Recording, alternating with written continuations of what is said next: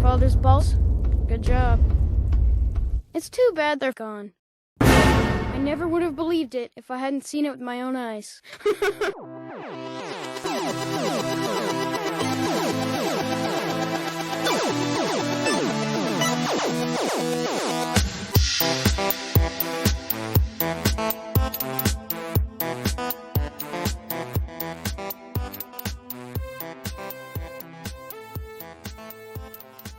Good morning, everybody. This is Reid Jolan from the Page to Pixel podcast. We are starting an early episode this morning, just because of our schedules and everything else like that. So I'm here with my dear boy Jeremy, and we are going to be closing out the Elder Scrolls series that we started, I don't know how many months ago, but we're finally kind of concluding with Skyrim and the Elder Scrolls Online. So how's things going for you up north there, Jeremy? You sound a little snuffly.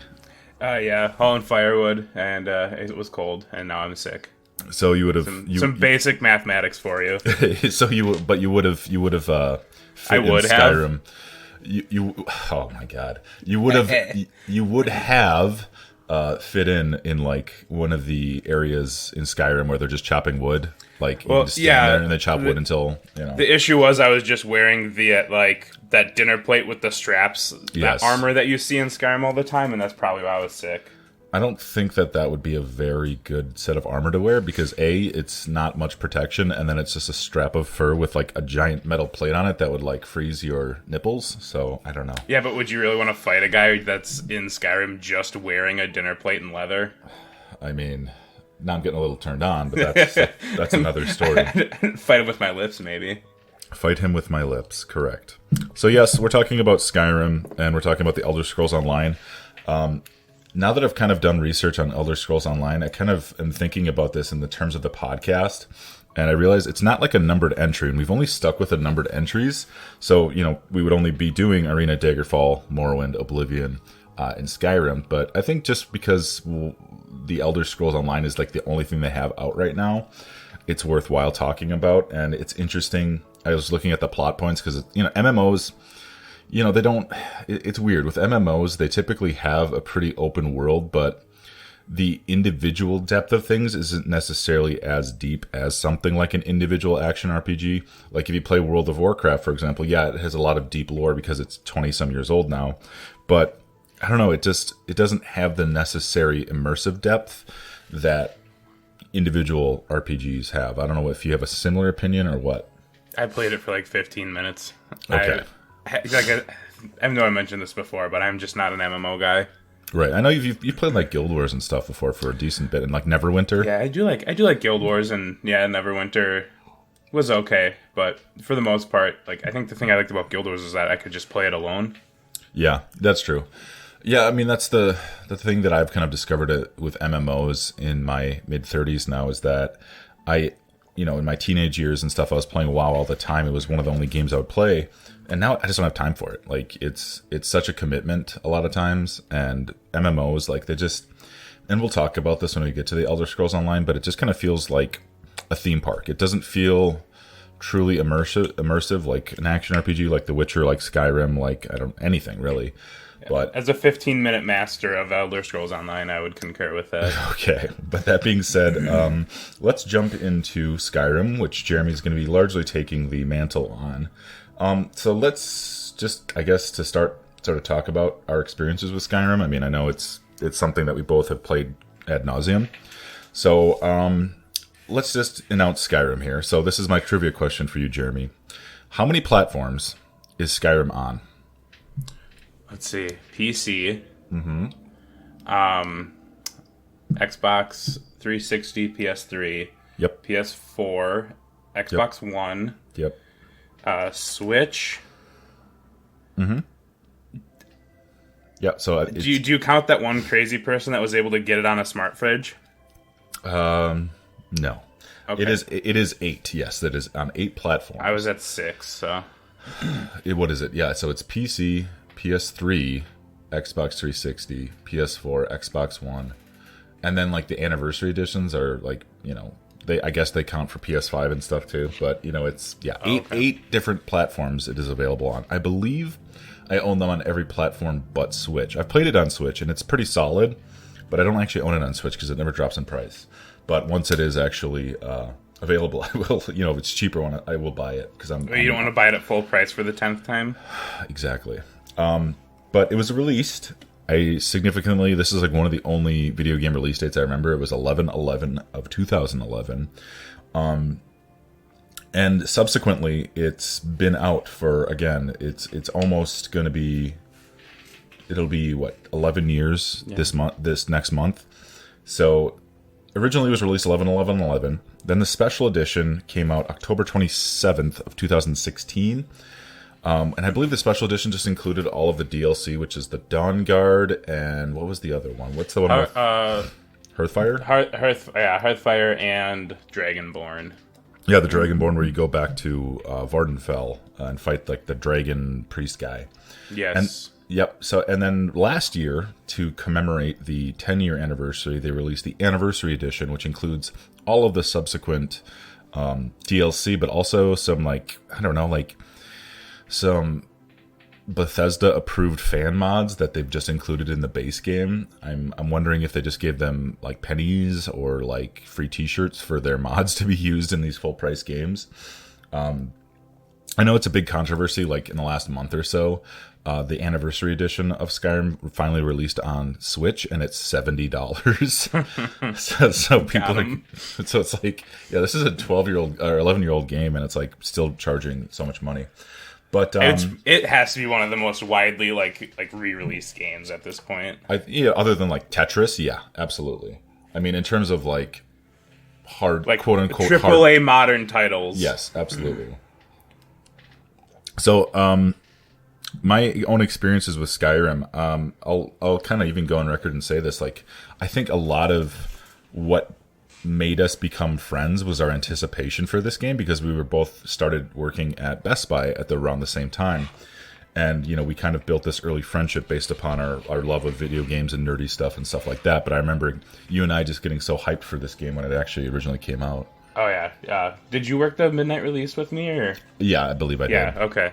Yeah, we only had like 4 or 5 of those. I remember like the Gears of War one. And stuff like I think there's like 3 people that showed up for Gears. Yeah. God, I kind of miss midnight releases because that's like such a thing in the past. I don't think because you know everything can be digital now, and it's almost kind of convenient to just buy it digitally because then you don't have to swap out discs because I'm lazy and I want to sit on my couch.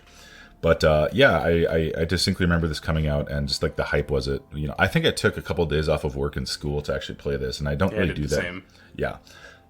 But yeah, my experiences with Skyrim, I mean, it really was, when it came out, what is this, like 5-6 years after Oblivion had come out, and I loved Morrowind and Oblivion, so I had really high expectations for Skyrim, and it didn't disappoint. You know, I really enjoyed playing it. I loved the world. The soundtrack is phenomenal, like always. I actually remember, kind of as a side note, in the anticipation for this game coming out, I was reading up all the articles that I could on Skyrim, and I remember having a dream one night about how the game would start. You'd start as a prisoner being transported somewhere, and your cart would fall off of a cliff, and then like you'd be rescued or something. And that's almost like, that's pretty close. Yeah, that's pretty close to actually what happens. Like, yeah, you're about to be executed, but like I still remember that. Like, and it was maybe a month or 2 before the game came out. Prophecy. There's a lot of prophecy in the Skyrim games, as we know. But yeah, I love Skyrim. I'll let you talk because I'm sure once we. No, you're good. Go for it. I remember being really hype when it came out and loving it a lot while I was playing it. I remember to get like really into it because obviously it came out in the fall. I would just like crack my windows so I could feel the breeze and just be like, "Oh yeah, this is great. Yeah, this is great, dude. Great, dude." And like you just smell foul odors in the air. Right.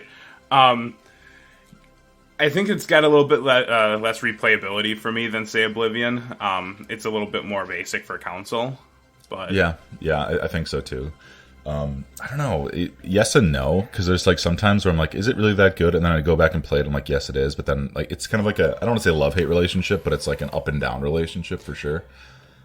Yeah, I would say there's some missed potential, but I understand why, to kind of make it easier on people playing with controllers and that sort of thing.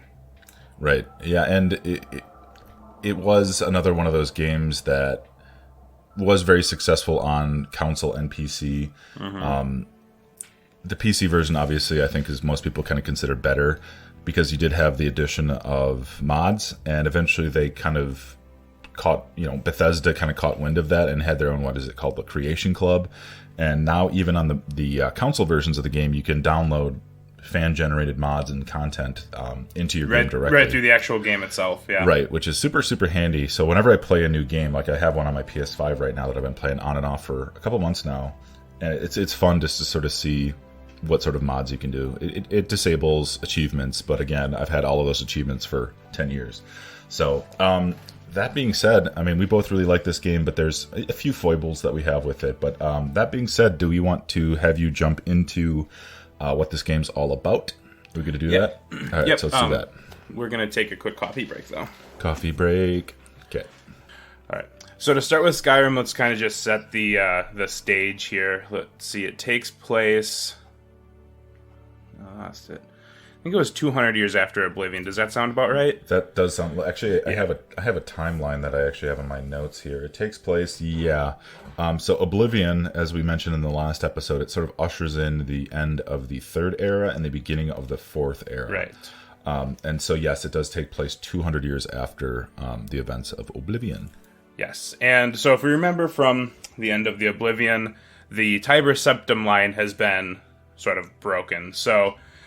there's a couple things going on in the background of Skyrim that aren't necessarily pertaining to the whole dragon storyline, but they're still kind of important to kind of tie some characters in. So we have the Stormcloak Rebellion, which, Reid, do you remember those fun missions?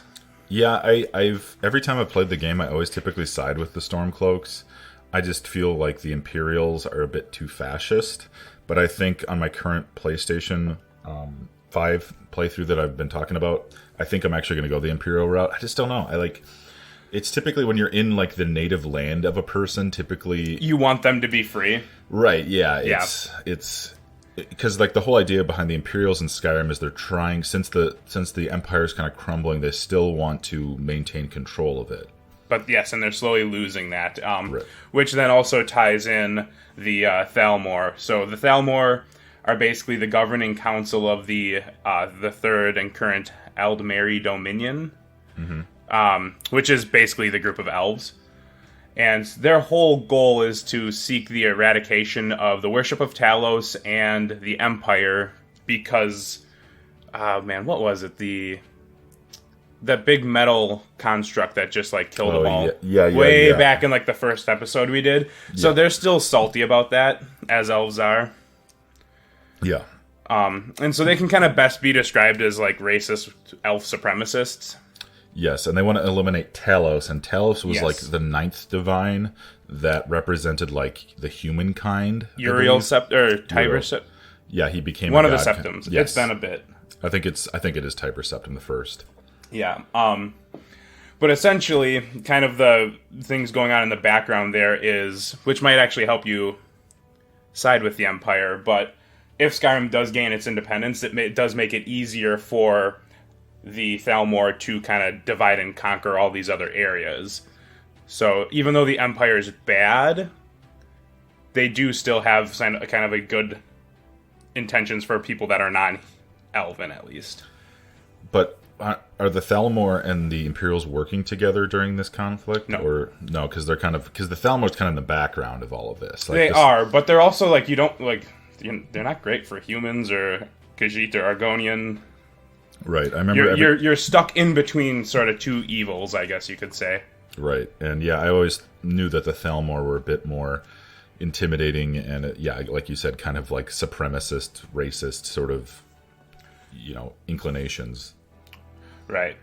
And then just a couple of main characters. So the Stormcloak Rebellion is led by Ulfric Stormcloak. He is one of the Jarls.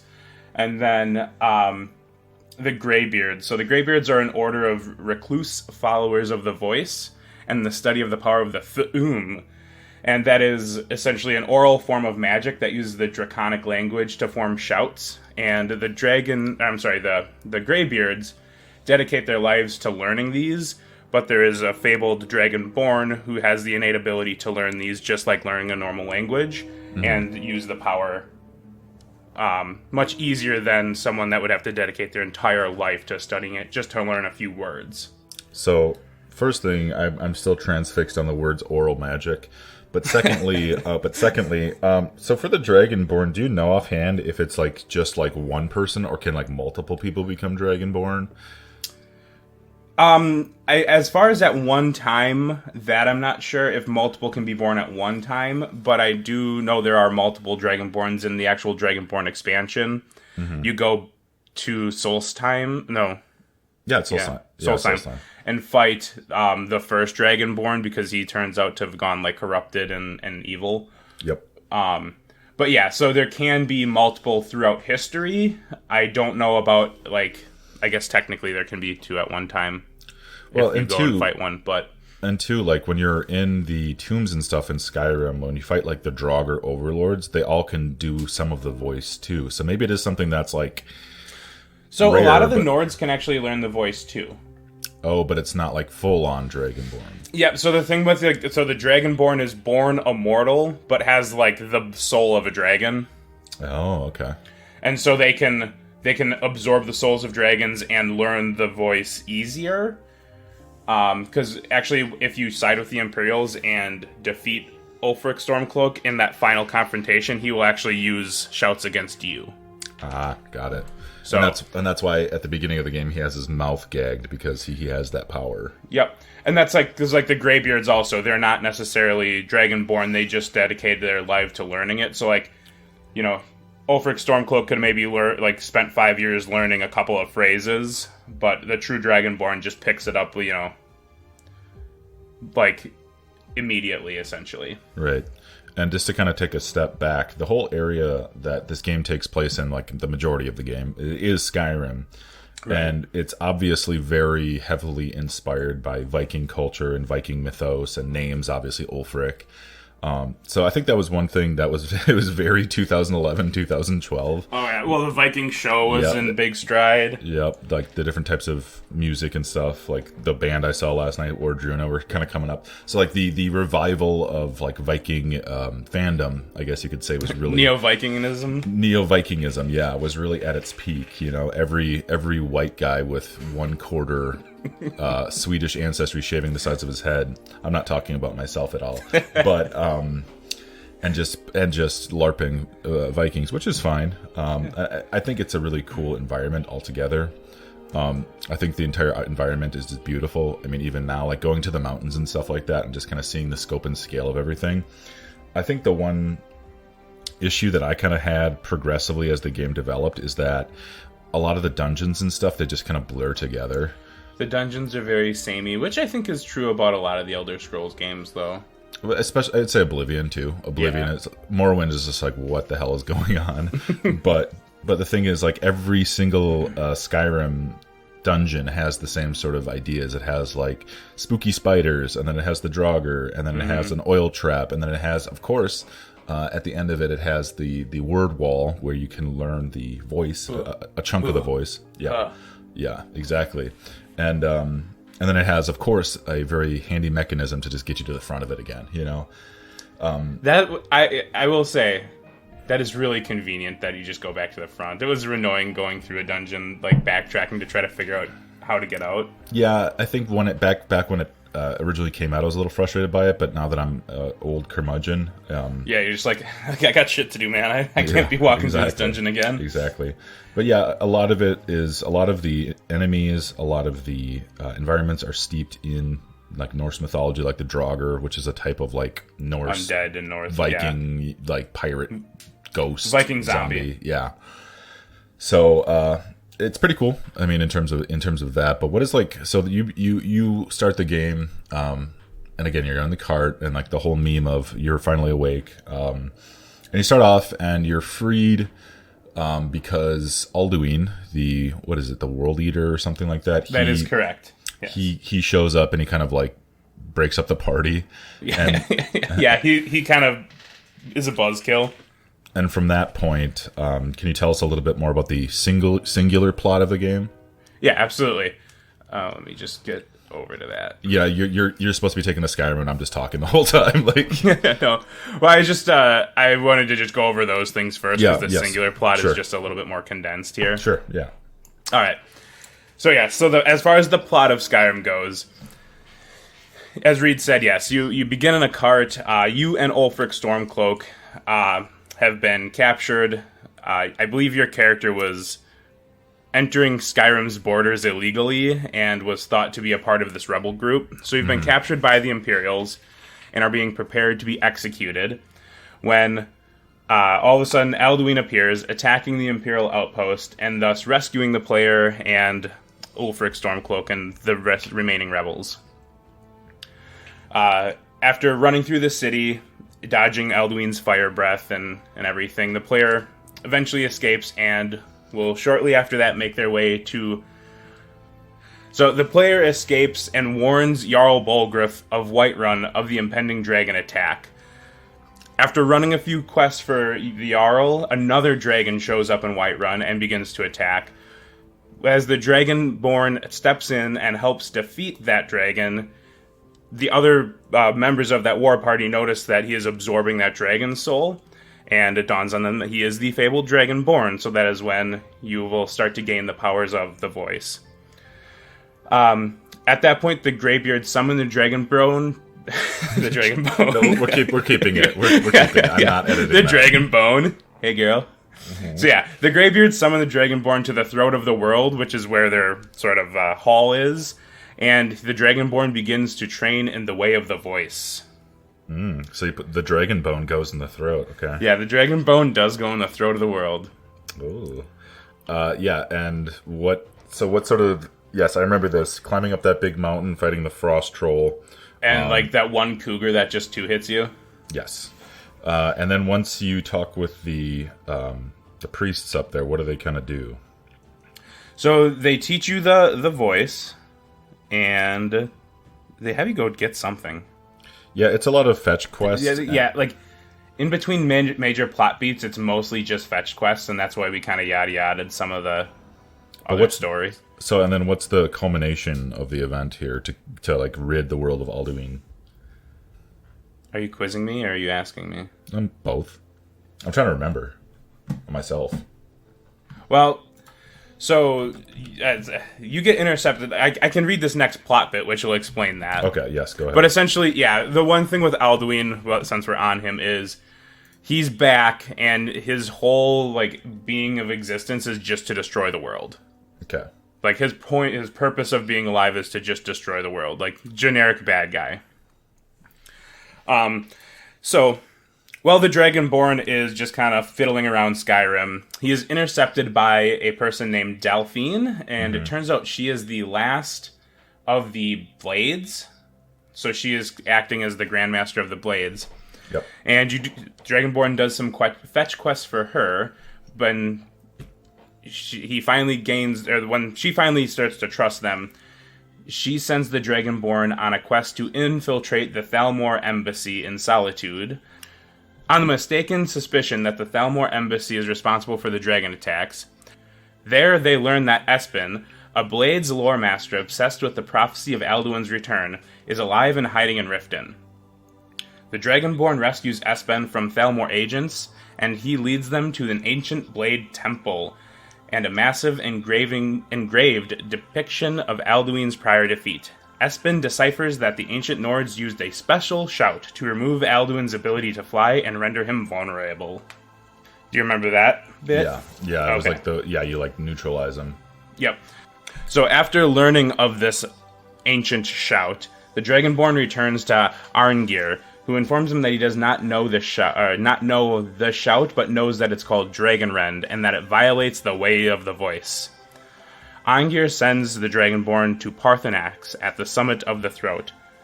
Paarthurnax who is a massive dragon, but a good guy dragon, so Good boy. It's okay. He's a good boy. He's a good boy.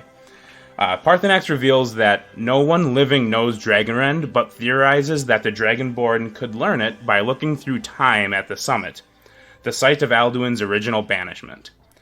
To do this, the Dragonborn retrieves the Elder Scroll used in the banishment from a massive subterranean Dwemer city. The Dragonborn returns to the summit and learns Dragon Rend. Alduin attacks, the Dragonborn uses Dragon Rend, and together with Paarthurnax, overpower Alduin, who flees. So, just to kind of pause for a second. So, a little trivia about Paarthurnax, the other, like, elder dragon that defeated Alduin. Do you know who voiced him? No. It was Charles Martinet, who did the voice of Mario. It's me, Paarthurnax. Yep. Anyway. And I don't know if we mentioned this originally, but obviously Alduin was a dragon that was banished a long time ago and came back. I don't know if we talked about the dragons, but anyways. So the last little bit here. So the Dragonborn and his allies hatch a plan to capture a dragon at Whiterun. The Dragonborn helps negotiate a truce in the Civil War to prevent either side from capturing Whiterun during this delicate operation. The captured dragon, Odhavig, questions whether Alduin deserves lordship over dragons. He reveals that Alduin has gone to recover his strength in Sovngarde, the Nord afterlife, where he feeds on the souls of the dead. Since the portal to Sovngarde cannot be reached on foot, Odhavig bargains his freedom in exchange for flying the Dragonborn there. It's a very never-ending story. Yes. Entering Sovngarde, the Dragonborn meets 3 heroes who defeated Alduin originally, and with their help, the Dragonborn kills Alduin and returns to Skyrim.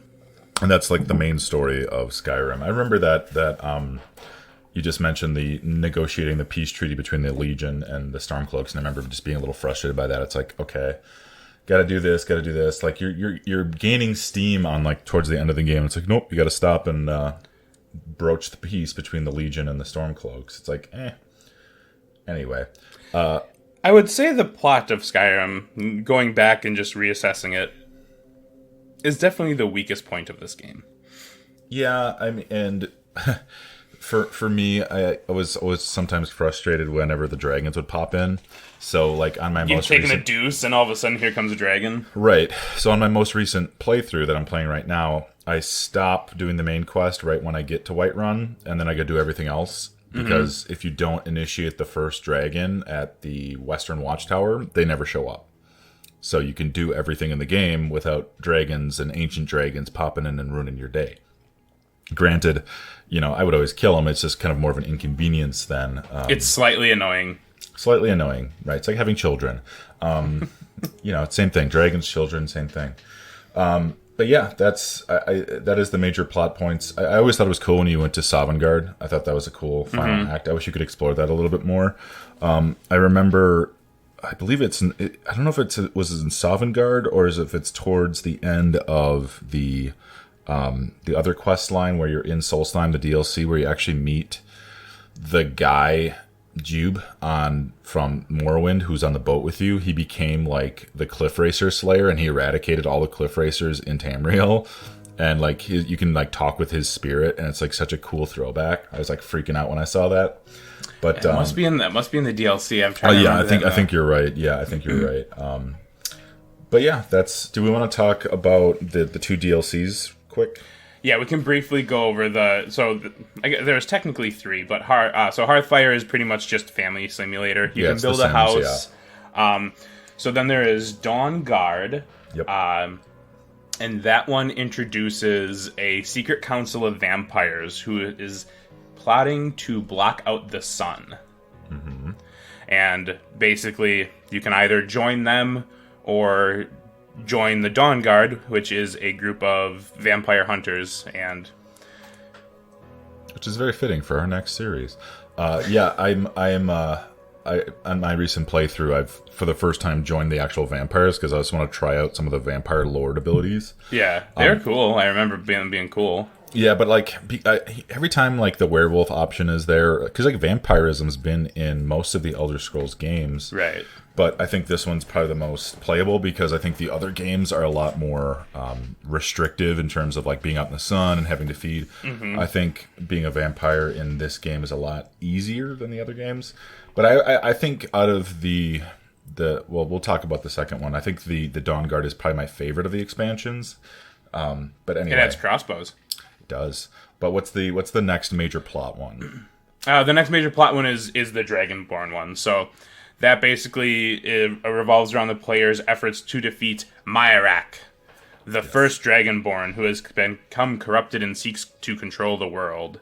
But that one takes you to Solstheim, so if you haven't been looking at Elder Scrolls content for the past 3 months and don't know where everything is, Solstheim is a tiny island off of Morrowind. Yep. So it's been saved from the massive volcano explosion. Mm-hmm. And it was really cool. It was really cool going back to it because like you step into Solstheim and it's like the same music as Morrowind. It's super cool. And that content allows players to ride on the backs of dragons. Ooh, so, I mean, yes. Who doesn't want to do that? Or if you're using mods, Macho Man Randy Savage or Thomas the Tank Engine. So, depending on your own flavor of how you want the game to be played. But yeah, that's Skyrim for the most part. I mean, obviously there's like Mage Guild quests, and there's that's not the Fighters Guild. What is it called again? Is it like something? The Brotherhood. The Brotherhood, yeah, where you have the ability at the end to. And I think they're the ones that are the secret werewolves, right? Yes, they are the secret werewolves. And there's the College of Winterhold, which is kind of like Harry Potter based. Yeah, it's Harry Potter. And then there's the College in Solitude. I don't remember ever doing that, like the Bard College. Right. I never did the Bard's College. I've never done that either. So maybe I should actually kind of focus on that. I thought it was fake. Thought it was fake. Then there's the Assassin's Guild. Yes, the Assassin's Guild and the Thieves Guild. The Thieves Guild's always good too. Mm-hmm. So I'm actually going to look up the Bard College really quick since we're on air and kind of see what that's all about, because it's one of those things where I never really wanted to kind of, I don't know, like I always wanted to kind of do other things. So the Bard's College is, what is this all? It's a faction that appears in Skyrim. Yep. Joining the, yep. So what's the whole point of it though? Becoming Maybe a benefit. That's where you get bears playing the lute. It could be. It could be. This is why I hate video games, because it appeals to the male fantasy. It just kind of looks like it's a general guild that offers some bonuses to like thief, mage, and warrior skills. It doesn't seem like it's. Again, I'm sure someone listening to this is going to be like, "That's my favorite thing." Well, then you're dumb. Then you're dumb if you like the Bard's College more than the other stuff. If you like the Bard's College, you're a duty head. I remember, isn't it the Dark Brotherhood? Like the quest starts in that one city, and like it's a little boy trying to resurrect his mother or something. Like it's a little boy. It's like a little boy.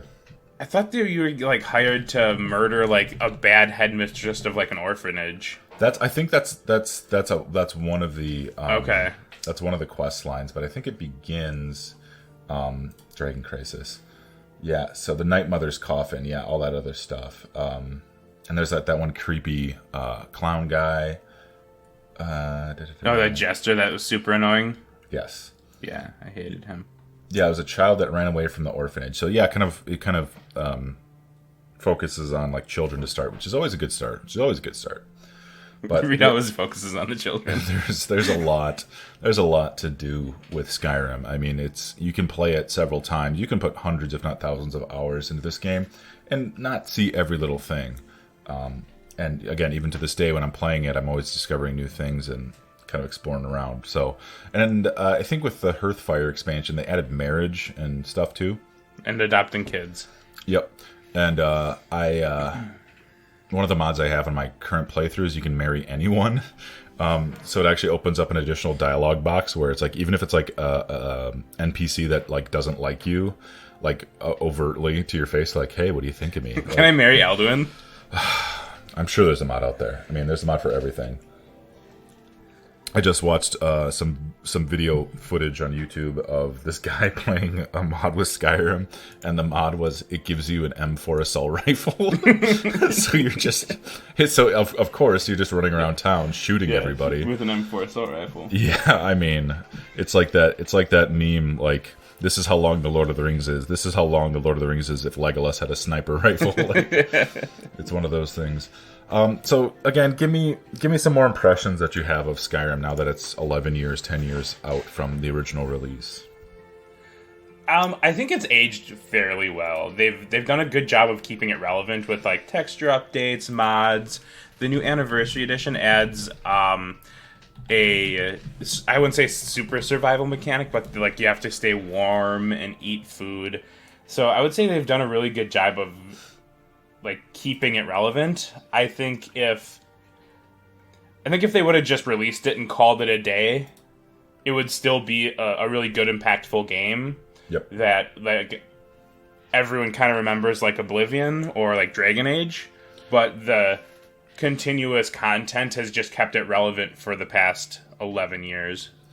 And understanding that video game development is an extremely expensive process now, do you think that the length of time between Skyrim and its proposed sequel, do you think it helps or hinders its legacy? Because Morrowind and Oblivion, they came out, 4 years away from each other? A lot of the games would come out less than 5 years after one another, right. But this is the first time where we see 11 years. So do you think this is something where the legacy is kind of hurt or helped by this?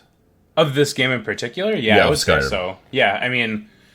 Because it has become a meme, like we were saying at the beginning of the episode, where people are like, oh, Skyrim's on, fridges now. It's on your smartphone, it's on your watch, it's on your, whatever. But, I mean, isn't that successful? Wouldn't you consider the Catholic Church extremely successful, since there's a Bible in every hotel room? Hey, that's true. I'm just saying, like, it's everywhere. That's a huge mark of success. That 10 years later, a game is still being released on new consoles for full price. $70 on Switch, yeah.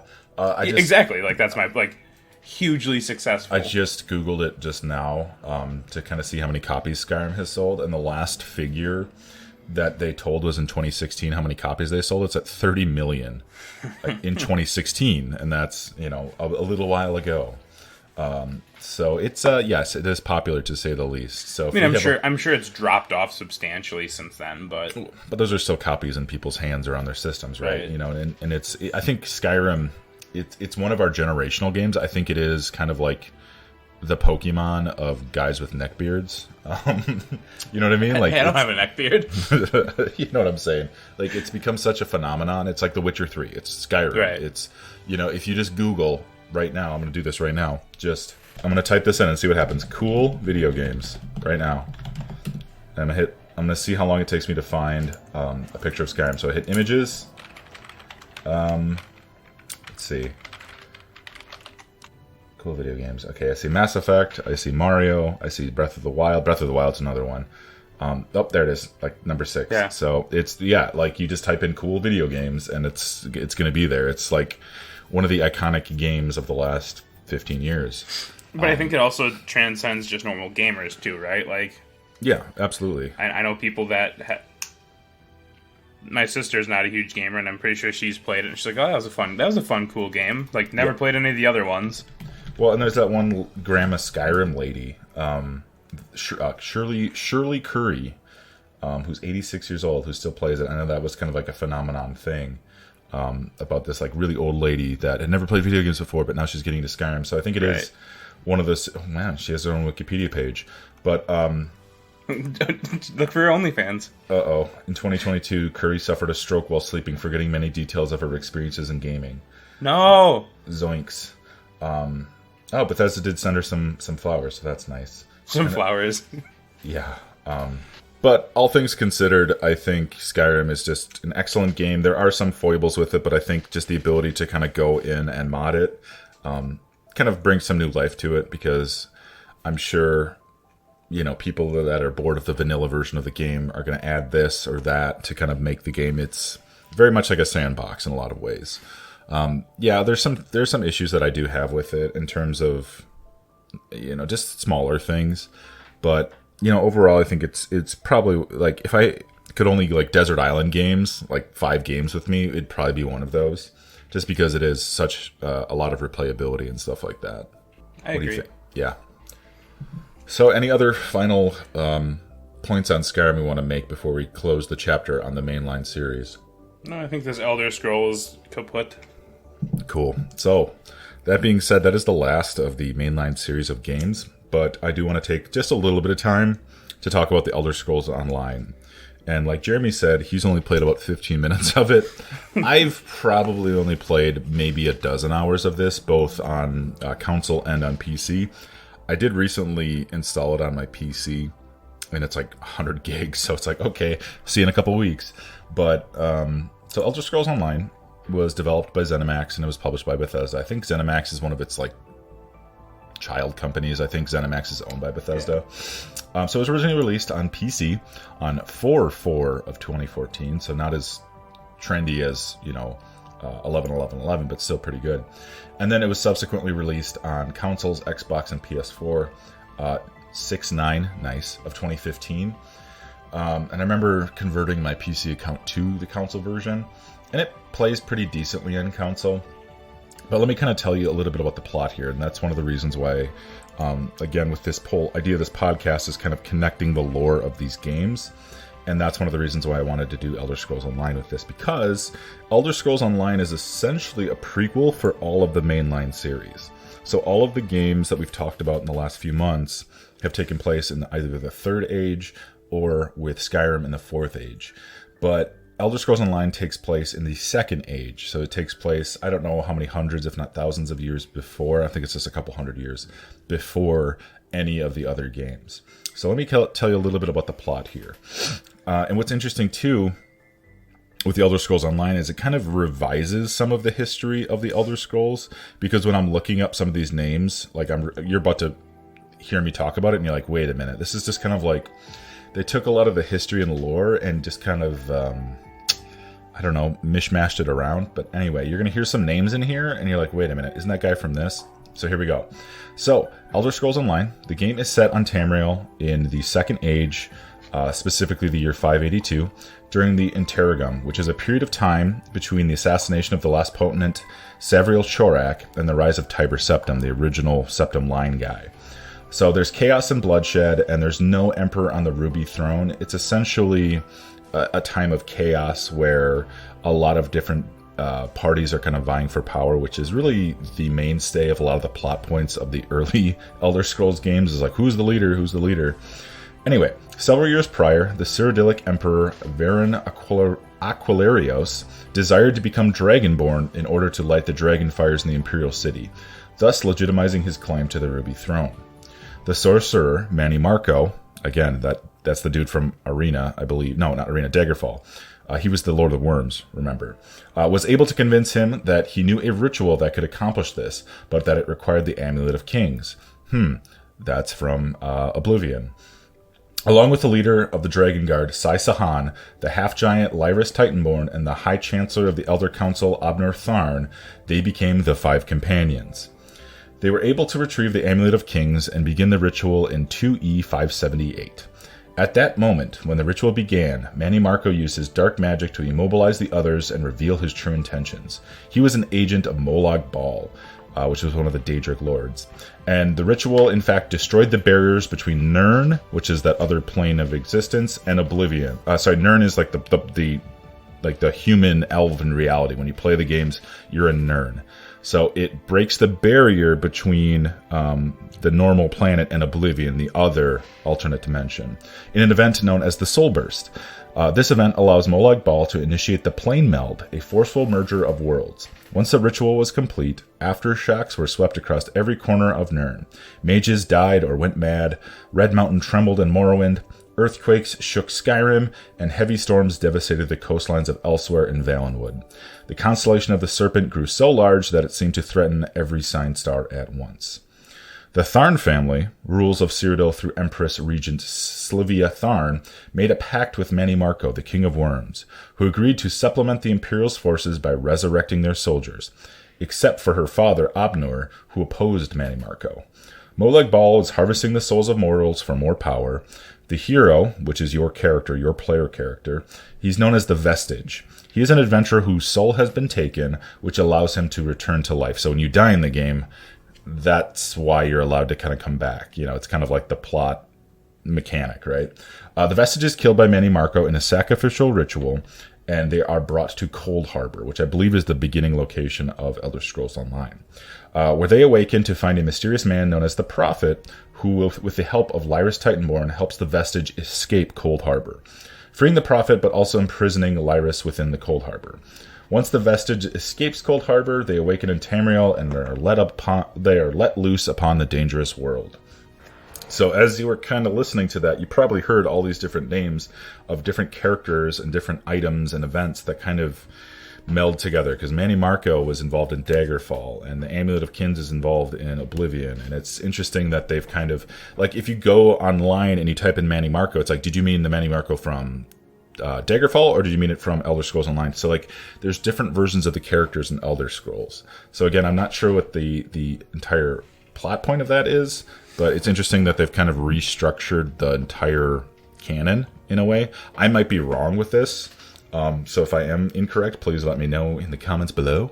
But what's interesting about Elder Scrolls Online is you're allowed to join 3 different factions that are kind of political entities that are helping their regent, their proposed ruler, to become king or queen. So the first one is the Aldmeri Dominion, and this is the faction that is ruled. They rule in Somerset Isles, Valenwood, and elsewhere. Its capital is in Eldenroot, which is in the Forest of Valenwood. Their faction's dominant race is the High Elves, and they want to make sure that the Bosmer, so the Wood Elves and the Khajiit, are also kind of affiliated with them. They are led by the Queen Ayrenn, Ayrenn. So their main goal, this faction's goal, is to protect Tamriel from the Daedric disasters that Nirn faced, and spare the continent from the corruption of men. So they feel that, kind of preluding to what we said about the Thalmor, they believe that the species of men are kind of like causing all of these issues, and they want to kind of restart things. So in their minds, the short-lived race of men are not worthy to be rulers, and the only solution is to kind of take the throne for themselves. So these, like, the High Elves, right, the elven races, and then, like, the side races like the Khajiit, the non-races of men, want to kind of say, hey, these men, they're really short-lived, so we're going to essentially kind of be the rulers here. So that's the first option that you have. And their motto is very simply, for the Queen. So that's the Aldmeri Dominion. The next one that you can join as your character, you're given the choice when you start the game, is the Daggerfall Covenant. And their motto is one land, one emperor. So the Daggerfall Covenant is a faction uniting the provinces of High Rock, Orsinium, and Hammerfall. Its capital is Wayrest, which is a port to the Iliac Bay. So the dominant race in the Daggerfall Covenant is the Breton. So with the help of their merchant and their ability to be skillful in diplomacy, the Daggerfall Covenant manages to ally with the races of Redguard and Orsimer, the Orcs. The faction is led by High King Emeric. With the fall of the Imperial City, the renowned trade routes of Daggerfall Covenant races are disrupted. So with no more trade in the region, poverty and suffering spread throughout the land. So their idea is that we want an economic victory, essentially. They want to reclaim the Ruby Throne and return the Empire and kind of make sure that the cities of the Iliac Bay, which I believe is where Daggerfall takes place in, they essentially want everything to kind of return back to normal because of the wealth and the trade. So it's not really like a racial thing there. It's mainly like, we like money and we want to kind of make sure that everyone gets that money. So that is the Daggerfall Covenant. And then the last one for this is the Ebonheart Pact, and their motto is Blood for the Pact. So the Ebonheart Pact, and I believe every time I made a character, I would choose the Ebonheart Pact. So the Ebonheart Pact is a faction uniting the provinces of Skyrim, Morrowind, and Blackmarsh. Its capital is Mournhold, which is situated in Morrowind. The dominant race of the Ebonheart Pact was the Nord, the Dunmer, and eventually the Argonians, who joined forces along with them. The leader of the faction is High King Yoren. He, however, did not have the power over all the other provinces, so they did a moot, which is essentially like a Norse meeting. Was summoned a council of all allied races, and he wanted to kind of get the opinions of these other races. So his idea here is, having protected Tamriel from the Akaviri, the members of the Ebonheart Pact, they believe they have earned the right as rulers because of their war ability and their ability to kind of conquest. So ever since the conquest of the Nords in the First Era, they've thought themselves to be superior. So unlike the other ones, the Ebonheart Pact is, I guess, the most military one, because it's essentially all of these generally more war-focused races coming together and saying, we should be able to rule Tamriel because we have the ability to do it militarily. So if Ebonheart is military victory, Daggerfall, again, is more economic based, and the Aldmeri Dominion is more racially biased. So I think that's kind of an interesting breakdown of the different factions. And what's kind of unfortunate about that is it doesn't really affect much. I think the major things it does affect in the game is PvP, And I think even now, with further expansions, it doesn't matter. Because, as I said, like the Ebonheart pack, for example, it's typically the Dark Elves, the Argonians, and Nords.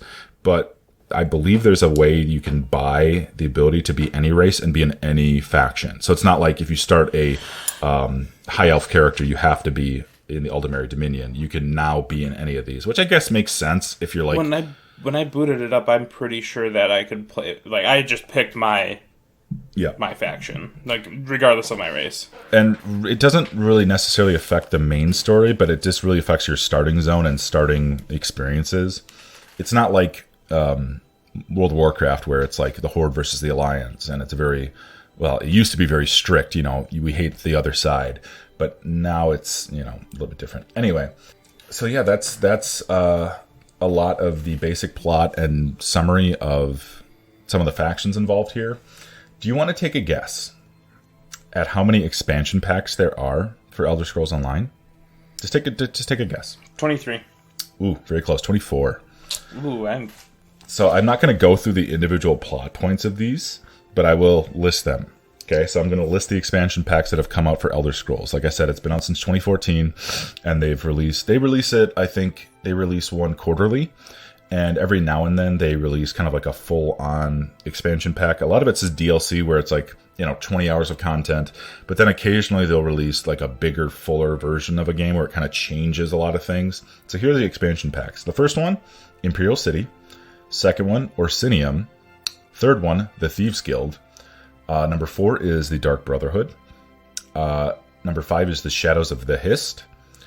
Number 6 is Morrowind, which kind of took you back to Morrowind, and that's one of the first major expansion packs. Next one is the Horns of Reach. Next one is the Clockwork City. Next one is the Dragon Bones. Number 10 is Somerset, which again, I think like Morrowind was a fuller expansion pack. Number 11 is Wolf Hunter. Number 12 is Murkmire. Number 13 is Wrathstone. Number 14 is Elsewhere, which is that's the land of the Khajiit, correct? Yep. That's a fuller expansion pack too. Number 15 is Scalebreaker. Number 16 is Dragonhold. 17 is Harrowstorm. 18 is Greymoor. 19 is Stonethorn. 20 is Markarth. 21 is Flames of Ambition. 22 is Blackwood. 23 is Walking Flame. 24 is Deadlands, and I guess there is 25. I think the first one came with the original pack, but the most recent expansion they have is called High Isle, and I think they came out this June.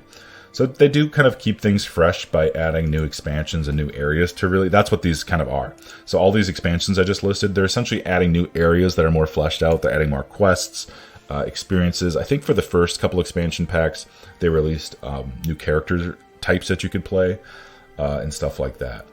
And like I said, the Elder Scrolls Online takes place a long time, so it really sets the tone in its own canon, I believe, of how the future games like Arena, Daggerfall, Morrowind, Oblivion, and Skyrim kind of sets the foundation for those. And I remember a lot of the trailers for the game are a lot more excited than the game itself. Mm-hmm. Yeah, I mean, I think... There's the one where it's just like a big free-for-all between everyone just like trying to invade the Imperial City. Right, and it has like that cool CGI, and it's got a cool, narrative to it. But I think playing the game, my own impressions of it, it's fine, it's good, but... Hello, Kitty. But... I recently played on PC, and it starts you off in Morrowind, and it starts you off in like some of the starting areas of Morrowind. And I'm like, oh, this is so cool because I'm back here, but it doesn't feel the same because you can see other people like running around doing the same quests as you in the same instances. And I don't know, it feels, like I said at the beginning of the show, it feels like I'm at a theme park. I'm not really involved in it. I'm just seeing a version of it, if that makes sense. It loses the lived-in feeling when there's 400 different people running around and jumping on barrels and like, taking their clothes off and dancing, yeah. I mean, it's not by any stretch of the imagination a bad game. It's not a mainline series game. I think it's good for the people that really like to dive into the lore. Because again, there are entire podcasts that are dedicated specifically to the Elder Scrolls Online and like talking about new patches and new content and stuff like that. But again, we're really not focusing so much on this one because it's not a mainline series one, but it is still important to talk about. So my general impressions of Elder Scrolls Online, it's good. It gets a fine game if you're into that sort of thing. I just think for us, we're, if you're into that sort of thing. Yeah, if you swing that way. If you swing that way. But yeah, it's good. It's worth checking out. It is free to play, but there is like you can like subscribe to it and get a bunch of stuff. But I don't know. It's just one of those games that, it's interesting. The lore's cool, but it's just not really my type of game anymore. So yeah. And you have give me your condensation of your 15 minutes of experience. I ran around Morrowind and went into some people's house and killed them. Yeah, I think I did basically. Yeah, like the same. I really played it to just see Morrowind and see what it was like. And I was like, oh yeah, I remember a lot of this stuff. Yeah. All right, see ya. See you later. Yeah. Yeah, and that's what we have right now, and that's kind of the thing that's stringing people along. I know a lot of people have been mainline fans of the Elder Scrolls have been a little upset that over the last couple of years, a lot of the announcements have been towards more of spin-offs and stuff like that. And anytime that there's a Bethesda conference or something like that, people get hyped. All right, here's Elder Scrolls 6, but then it's like Fallout 76 and and then it's Elder Scrolls Online. So it's let me actually just since I'm right here, let me just Google how many subscribers does ESO have? I'm kind of interested. About 21 million, apparently. So that's pretty good. And I know a lot of people said that they've kind of ironed out a lot of the wrinkles of the game, and I think the game is ultimately pretty solid to play. But again, MMOs are kind of a thing of the past for me. But anyway, let's kind of close things up. I mean, unless there's anything else you need to say about Elder Scrolls Online. No, I think we're pretty much wrapping it here. Sweet. Only about an hour long. Nice. Wrapping it and crapping it. Wrapping it and crapping it. So yeah, let's just kind of go over everything. We've talked about Arena. We've talked about Daggerfall, Morrowind, Oblivion, Skyrim. Yeah, and you just sort of see this transition from this series that started off as more of a niche, another RPG right on PC. Because back in the day, PC games, until, I don't know, the mid-2000s, became more and more mainstream. And once Morrowind and Oblivion hit consoles, I think it really started building more anticipation for the future of the series. And then Skyrim happened, and now it's like, full-on stardom, right? And it's going to be really interesting to see what they do with the Elder Scrolls 6 when it releases, when I'm 84 years old. I'm really excited to see what they do with it. I'm sure they're taking their time and doing well with it. Sure, it's going to be buggy and everything else like that, but I'm excited about it. If you could only play, here's, I guess, the kind of concluding question then for the Elder Scrolls. Where does it rank in terms of your favorite series of all time? If you had to say top 10, top 5, where would it kind of land? It would break top 5. Okay. Yeah, I think that's fair. I think that's where it'd be for me. I mean, I think with these games, it's my favorite RPG series overall. I'd say it's probably 3 or 4 for me, but I could kind of be swayed, maybe lower down. But if you could only play one of these series, one of these games, one of the Elder Scrolls games, then why is it Arena? And why is it not Arena? It would be Oblivion. Yeah. Why do you say Oblivion? Because for me, it's not just nostalgia that I like it. Like, I genuinely enjoy the aesthetic of it. I'm okay with the clunkiness of the combat because I just think I know it well enough. Where, like, I know Skyrim's combat's smoother and the magic's easier, but I'm fine with it in Oblivion.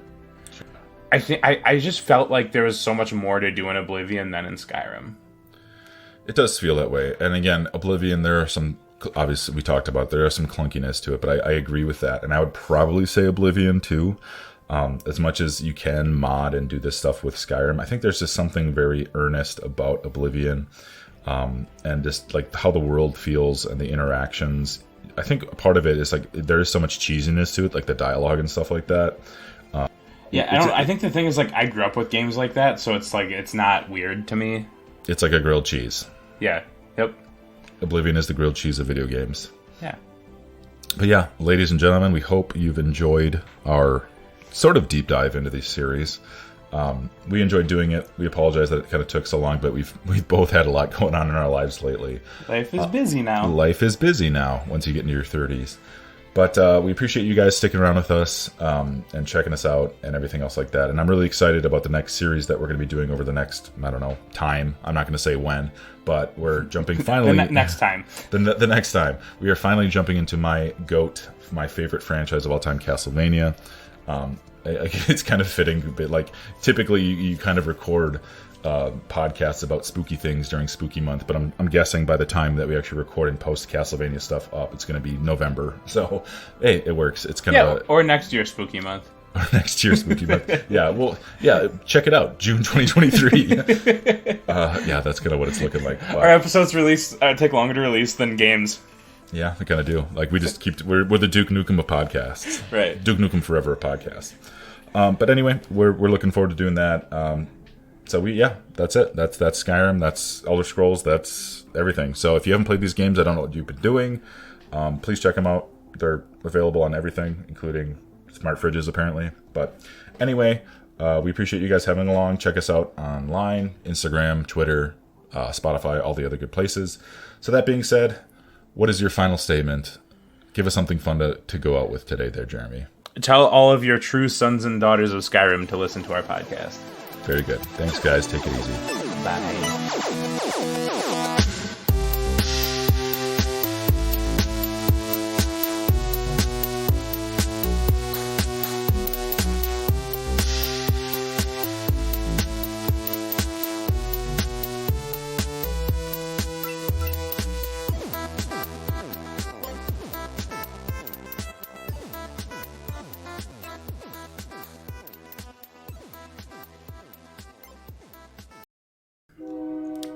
Every train in Wisconsin. Every train in Wisconsin. Yep.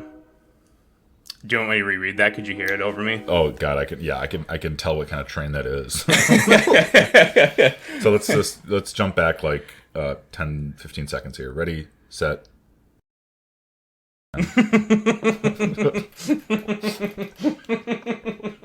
Yeah, I'm gonna have to cut that out.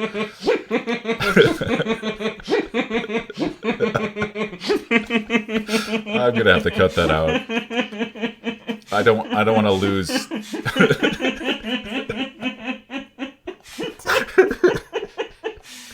I don't want to lose 2 of the 50 subscribers we have. Oh. No, dude, it's worth it. I don't know. That's bad. Maybe that'll be bonus content, bonus feature. Yeah. Listen to Jeremy laugh for 35 seconds straight. I'm gonna keep that in because that was good. But just like bleep it out so people know you said something horrible. Yes. Okay. Maybe I'll do that. All right.